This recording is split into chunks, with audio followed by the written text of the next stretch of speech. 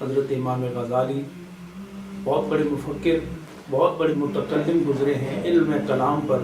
اپنی زندگی کا نچوڑ امام غزالی یوں بیان فرماتے ہیں. امام غزالی فرماتے ہیں کہ صوفیاء کرام صحیح خالص صوفی ان کی جماعت میں داخل ہونا یہ فرض ہیں.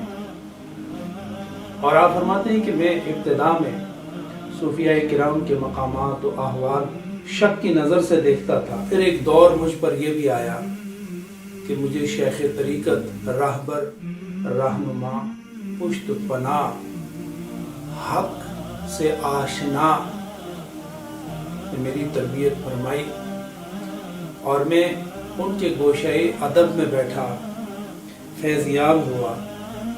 تو فرماتے ہیں وہ مجاہدہ کر کے دعاؤں سے، توجہات سے، نظر سے، فکر سے، روح سے، ایمان سے میری تربیت فرماتے.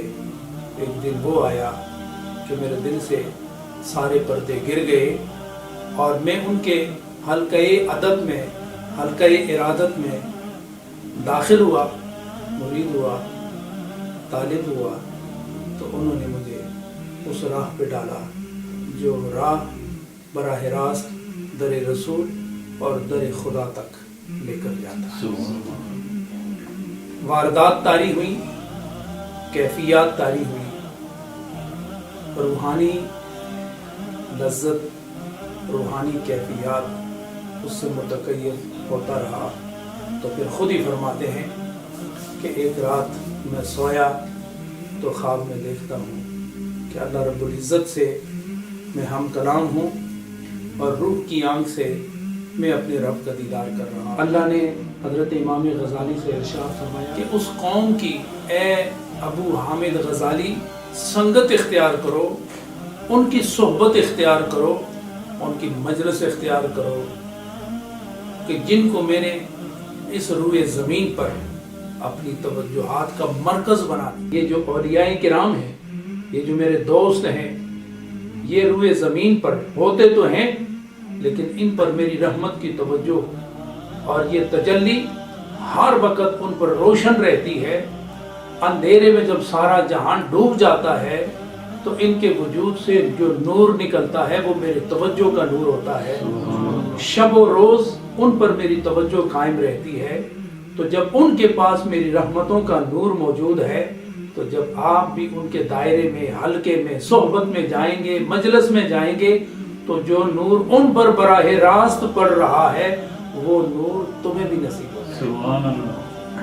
وہ نور تمہیں بھی نصیب ہو جائے گا. تو حضرت امام غزالی فرماتے ہیں کہ میں نے اللہ سے عرض کیا کہ اے میرے مالک باری تعالیٰ مجھے ان کے بارے میں حسن ظن عطا فرما. میرا جو ظن ہے، میرا جو گمان ہے، میری جو رائے ہے وہ اچھی نہیں ہے. اے مالک اگر وہ تجھے اتنے محبوب ہیں اور اتنے تیرے قریب ہیں کہ تو ہر وقت انہیں اپنے رحمت کی نظر سے دیکھتا ہے تو پھر ان کے بارے میں مجھے حسن ظن عطا فرما کہ میرا گمان بھی اچھا ہو جائے اور ان کے بارے میں مجھے پہچان بھی اچھی مل جائے.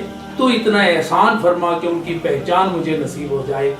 تو اللہ تعالیٰ نے ارشاد فرمایا کہ میں نے تجھے حسن ظن عطا فرما دیا ہے. دنیا کی محبت میں مشغول نہ ہو. یہی یعنی یہ دنیا کی محبت تیرے اور ان کے درمیان ایک دیوار ہے. اس دیوار کو دور کرو تاکہ ہر وقت تم ان کی مجلس کا فیض اٹھا سکو. تم دور ہی کیوں نہ سہی جب ان کا تصور کرو گے تو ان کی مجلس پر جو نور کی بارش، رحمت کی بارش، قرب کی جو بارش ہوگی، تم دور ہی کیوں نہ سہی جب ان کے قریب ان کا قرب کا تصور کرو گے.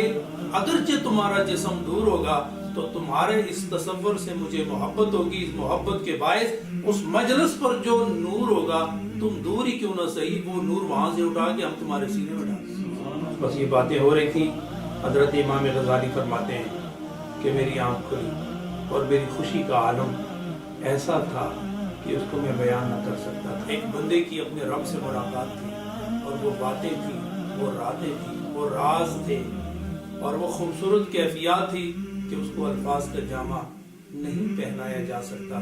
تو میں نے نہ دائیں دیکھا نہ بائیں دیکھا، تو میں سیدھا اپنے شیخ حضرت یوسف نساج رحمۃ اللہ تعالیٰ علیہ کے قدموں میں پہنچا۔ حضور آج رات میں نے خواب دیکھا اور خواب میں نے اپنے مالک سے ملاقات کی، تو حضرت امام غزالی فرماتے ہیں کہ میں نے دیکھا کہ میرے شیخ مسکرا رہے ہیں، اور آپ نے فرمایا غزالی یہ تو ہمارے ابتدائی اشارے ہیں، آج تم نے رب کی ملاقات کی ہے، باتیں کی ہیں نا، میں یہ مجلس کے ابتدائی اشارے ہیں، اگر تو ہماری صحبت میں اسی طرح آتا رہا، تم نے صحبت کو جاری رکھا، فرمایا وہ دن دور نہیں جب تمہاری بصیرت کو اللہ تعالیٰ کی تائید کا سرما نصیب ہو جائے۔